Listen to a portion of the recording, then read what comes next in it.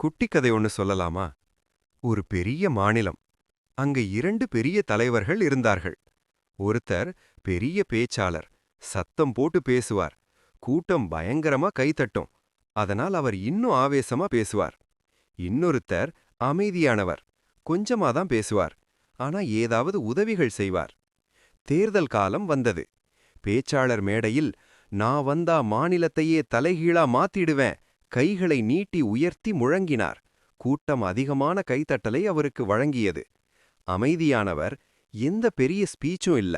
ஆனா அமைதியாக சாலைகள் சரி செய்தல், தண்ணீர் வசதி செய்தல், பள்ளிக்கு உதவி செய்தல் போன்ற பணிகளை அவர் செய்தார். மக்கள் குழப்பமடைந்தனர். பேசுறவர் நல்லவரா அல்லது உதவி செய்றவர் நல்லவரா?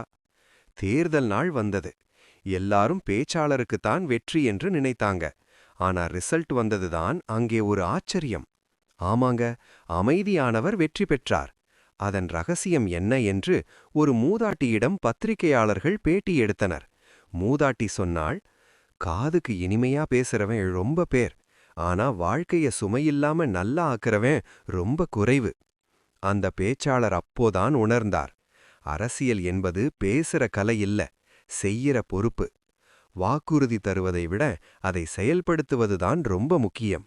கர்மவீரர் காமராஜரும் அரசியல் என்பது மக்கள் சேவைக்கான பாதை என்றுதான் சொன்னார். உண்மைதானே?